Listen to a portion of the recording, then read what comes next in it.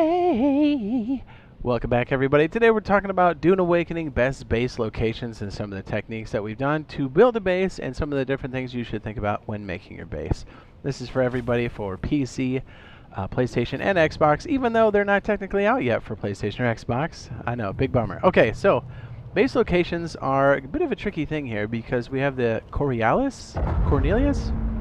That happens not here, but in the deep desert, although some of it happens here. What do I mean by that? Well, certain things shift around about every week or so, so you really have to base your location off of points of interest, and the most important thing, I think, water. Dew on the plants.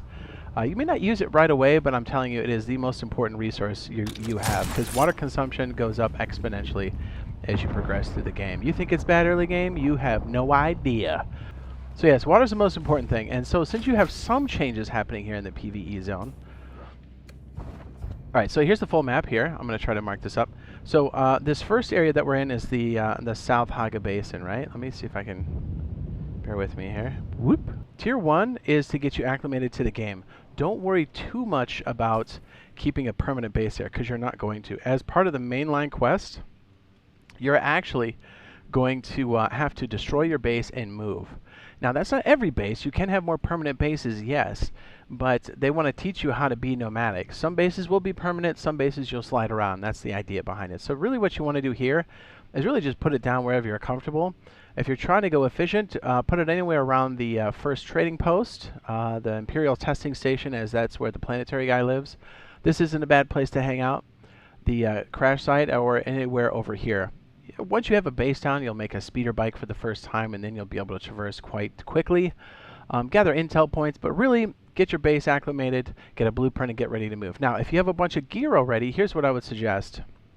As you move into Tier 2, which is the red sand here, let me go ahead and bring it up here. Boop, boop, boop.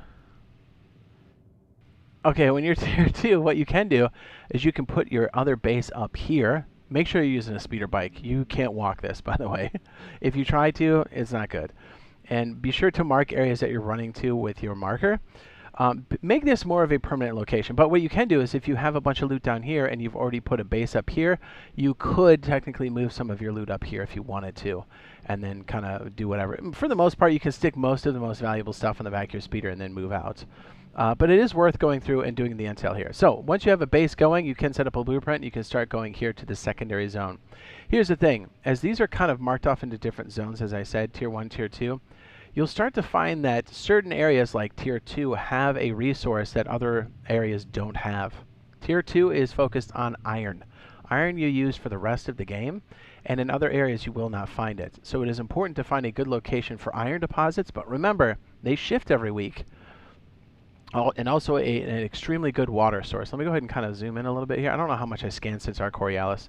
But I chose here, the Imperial testing station, because there's a high body count here, so you can get a lot of blood going. And also there's dew at this time of night. If I actually bring up my, let me take this off for a second. If I actually bring up my timer, you can see the time of day. Right as you get into the first chunk there that's blue, you can start to collect dew at optimal rates, which means if you have leader johns, you can collect massive amounts of water with like a scythe or like the industrial scythe. And that's going to be your primary source of like water, like mid to late game for sure. Oh, okay, I gotta go back inside. I'm gonna scan for it. No thanks. So because of that, and you're probably like, okay, water's cool, right? You're like, yes, it's for your survival, but I'm telling you, to process iron, you will need water. So scan the area, look for the best place. As you did in the first zone, make sure you're popping your survey to make sure that you've got some of these locations down. Walk through, use your hand scanner, do whatever. Find a good place to put down. So here's the thing. So now that we've got like a primary base here, you could technically do stuff up here, but I kind of like being around the science place here. I thought that was pretty nice. And as you can see, like the next tiered area is up here. And even though it's kind of far away, we can still make this work by like jumping from landmass to landmass and then going up here. Here's the thing. Okay, so let's go ahead and show you Tier 3 here. Oh yeah, by the way, good base location here. Would technically be up here, but I know a lot of YouTubers are saying to build here, including myself. So this could be pretty crowded. The reason why they say that is because this is kind of like a trifecta of a lot of different types of loot combined together. But this can be pretty loaded with dudes. it's perfectly viable to build anywhere around here. Just know that if you live in these locations, you're going to have to like go from this landmass here and then go to this marker here and then shoot the gap. If you hit this quicksand, you're toast, and you're going to be dodging the sandworm. So just know you got to be comfortable shooting the gap. Okay, so I would say anywhere that's kind of close to the edge here. I think another great spot is kind of over here on this landmass, even though it's technically not next to like a huge point of interest. Like we have the trading post, but look, you can traverse to the next zone pretty easily here at the Haga Rift. Yeah, baby. So you can just kind of trying to show you some other points of interest. The reason why the points of interest are so good is you have tons of loot, but also those bodies really help because water, water, water at all times. And you'll start to see that this base will become more of a permanent base. You can place down 3 of them, but really anything can work. You can see we did something non-standard here. Okay, so let me show you tier 3 because this is important for the whole gist of this. Tier 3 is fairly important. You're going to get a lot of the stuff you need for your orthocopter here, but you can see between tier 2 and tier 3 there's this sandwich of quicksand, making it very dangerous. But really the shoreline here, actually I can probably write this down, can't I? The shoreline here is pretty loaded with like aluminum, and so like that's why this area is so like inundated with quicksand. You can navigate it, but you have to be careful. You can lose everything you have. And here's the thing, this mountain right here, all the way around it has a bunch of the components you need for, where is it at? I'm looking at it, there it is. The Hand of Kandahar, Kadir, geez, I can't read. Diamond dust, carbine scraps, you have the leathers, and steel suit tubing. All the way around this monument here, let me go ahead and kind of show you here. So like there's a bunch of camps around here, you just kind of swing this. That's one of the major resources here, obviously, but aluminum is, I think, the biggest thing for tier 3.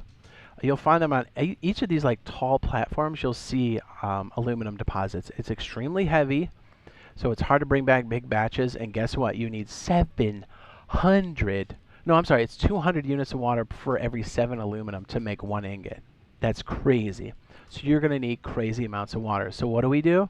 We put down by the different fields that have the dew, and we just massively collect them and put them into cisterns. So this can be a good island. You just kind of shoot the gap here and grab a bunch of water. And then this way, tier 3 is meant to be more traversal for like, let me go ahead and show you. So like this is our, is this our landmass here? You can travel down these like little dirt roads with like your speeder bike, like around the mountain and stuff, and like go all the way up to the rift, right? So you can see right here, like this is meant to be traveled with like a dirt bike and stuff, or even a buggy. So like this location can be good. I saw somebody build right here, which was fantastic because it's kind of like a nice little intersection. You can go across here to get your iron. Because remember I said like iron is such a big deal. You'll be doing it in big batches in these bases and then traveling it across. So just remember, you need a good route to be dumping it to. So like our original was like from here to here, and then across the gap here to here. Because like I would deliver water to this location when we first started. I would deliver everything. So just know it's a thing. Okay, for the same reason, you can also kind of set up that iron base here, and then it really traverses nicely into, whose sandbike is this? It can transfer nicely into this area. And there are different areas you can hit here, but you can see that you don't have a lot of points of interest. Because remember, you really want to hit these for a lot of these different components and whatnot. Let me go ahead and kind of fly over there. We'll kind of cut out here. I'll kind of show you one of these bases that's sitting in the gap here in tier 3. So this is the I'll show you this base, and then I'll show you like the base they set up in the middle, because you can actually shoot the gap like right in between here and like ride through the mountains. And you can already see like in our tier 3 zone, we have one here next to the rift, but you also see we have the science center here. We have all these camps we can kind of go around and hit, and by the time you're doing one run, all of this is respawned again. So the idea was I could take a speeder bike, and then when we do the rift, we can take the buggy and go down the channel here and go underground-ish and kind of just run the channel. So you got a lot of the stuff you need. And then, you know, if we're doing bigger runs now, like the orthocopter, we're taking iron runs now instead of on the ground, which we're going to run here in a second. We'll take our iron from here and just fly it directly to the base. Okay, we're going to fly to this base, and I'll show you the gap down here. If you are going to shoot the gap, pro tip, I would go to a landmass here, put your marker here so you can see that your point from here to here. As you reach this on your compass, what you can do is you can look towards that landmass, and if you see a gap, you can pass it. I'll show you some of the smoke, but if you don't see it, don't cross it, because you're going to hit the quicksand and you will die. Yeah, I'll show you the gap here real quick. We won't shoot it because it takes too long. Oh, pro tip. If you see this wreckage and it looks close to you, if you want to run it and you're brave, skinny up. I'm telling you right now, everybody gets gobbled the first time they run for these. Don't do it. You think you're tough. You're not. It's got really good loot in there, by the way. Industrial pumps, diamond dust. But Mr. Worm Piece will come and get you. So yeah, tier 2 iron, tier 3 aluminum. Oh yeah, another note. This spot here is a PvP zone, and so is this. So these are nice places to kind of set up too, but also lots of people will be in these areas. Because everything shifts so much in this game, you really have to go based off of nodes and points of interest, really. Because next week our base locations could be slightly off, you know, like it may not be as optimal. And depending on what server you get, you may or may not have some of the nodes in the same location. But they are kind of clustered in general areas.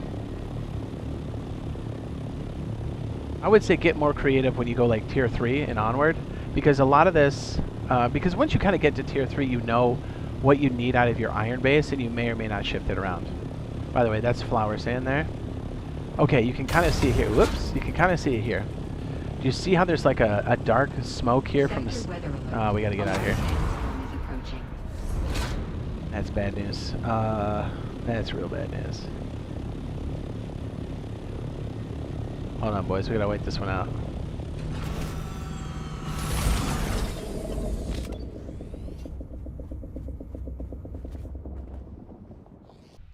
Okay, so while we're loading back in, to kind of illustrate, this is where the science center was, right here. And then we would, our base from here, we'd go from this landmass to this landmass. Actually, it was more like the other way around. We go from this one and then up, and then we travel along the edge, and then we go from here to here, and then we put another forward base. Another good reason why you have some permanent bases and you have some other bases that you slide around. This one here, we're sliding around. Actually, let me bring up my real map. This base is a permanent base. We call this the iron base. Again, this is tier 3. And then this is more of a temporary base getting aluminum, and this has become our permanent base because we're close to the rift in our tier 3. Again, aluminum carbine. Carbon ore. Did I say aluminum carbon ore? Okay, that's in tier 3, that's what you're looking at.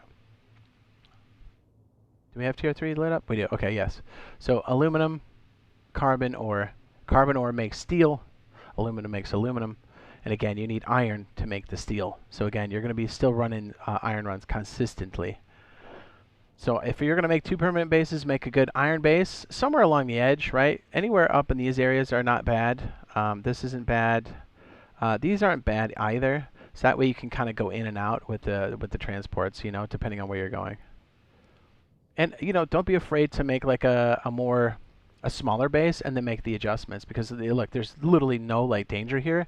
The only downside is there's no points of interest, so it makes it a bit more difficult. So again, you kind of have to pick and choose. I'd say try some bases, see if you like them. If you don't, because remember you have 3 slots, you can kind of slide them around. Okay, so we're going to show you the route we took from here, from this landmass to the gap, and then across to show you the aluminum base. Here we go.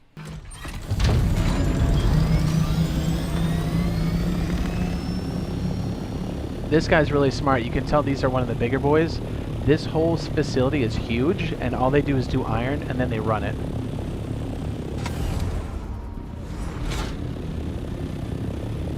That's the way to do it. I didn't know that till later.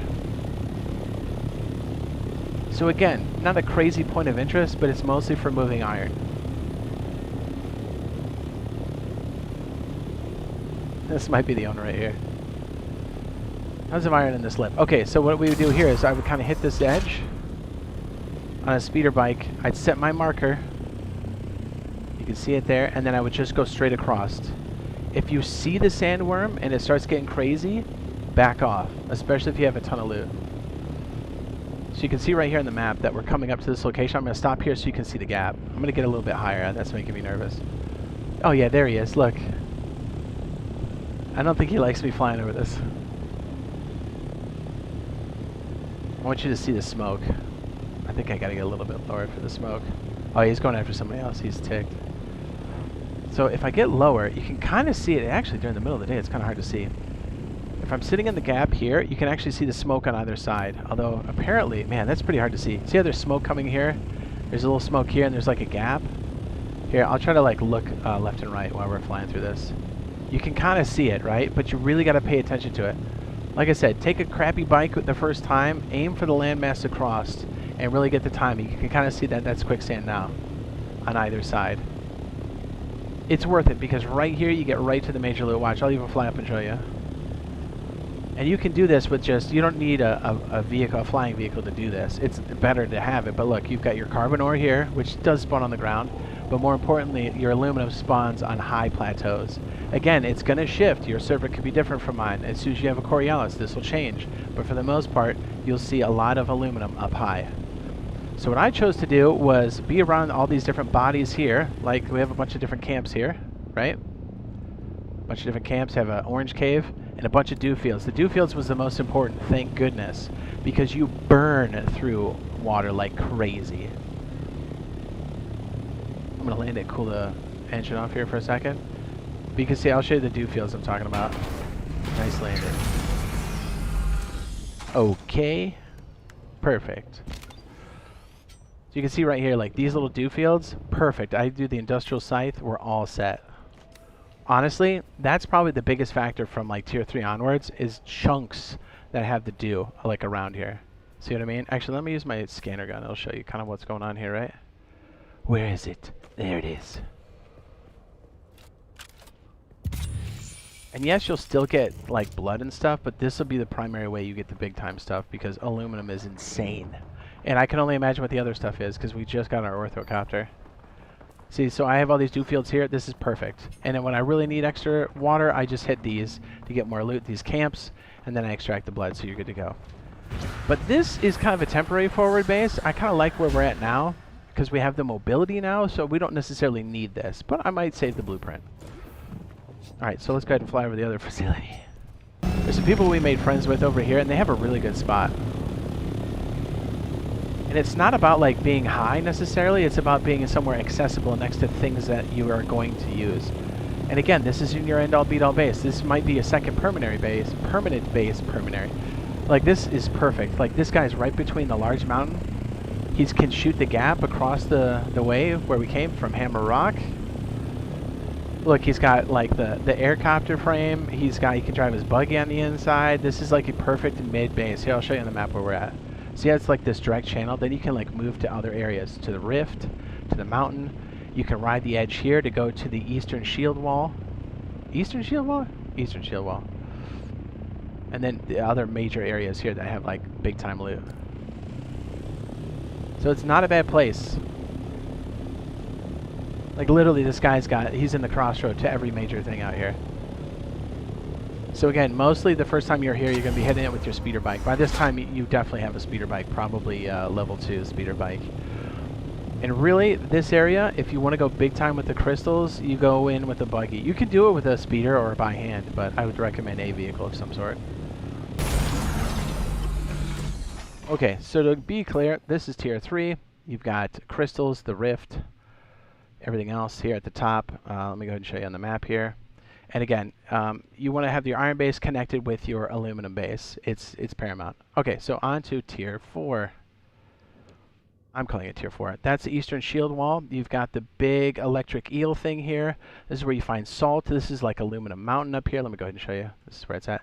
This is aluminum mountain. You can find pumps up here, industrial pumps. This is big time stuff. You better have some good gear up here. This is also next to the Pinnacle Station. It's one of the outposts up here. Not a bad place. Again, if you have a base somewhere in here around the mountain, you still have access or channel to kind of fly down here. You can see you can kind of skirt this quicksand, which is really nice because you don't have to have a base here. You could just go in there and farm. So yeah, you have access to it quite a bit, and it's just a short jaunt to kind of make it to the rift because you do need the crystals at some point. And I don't know if you can build in this area, but the final area is tier 5, which is all irradiated, which is actually right next to the starting zone. Yeah, this is different places you go into for various missions. We haven't gotten there yet. I just know it's irradiated, so we can't get in there yet. But this is essentially like you want to set all of this up as this is your primer to go into the deep desert. And remember, the Coriolis is mostly just to move around nodes. The things that don't move around are water sources, the dew, And also, you need to make sure that your base is protected with the shield and you have paid your taxes and whatnot. But for the most part, these are areas to fuel your production to push you into deep desert. And for the most part, you really don't go back to Haga Basin South too much. Maybe for a quest or two, but for the most part, I wouldn't keep a base there unless you really want to RP it up. But again, keep a primary in industrial iron, like the iron.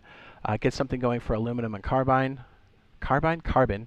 And then I'd have one out here for components, wherever that may be. Around this mountain is not bad. And you also have some PvP zones. Any of these crash sites here, if you kind of like that stuff, you can definitely engage in that here. Oh, yeah, here's another one here. So I see a lot of people are on trade posts. Let me see. The trade post is over here on East Vermalis Gap. And then our trade post up here is it Pinnacle Station?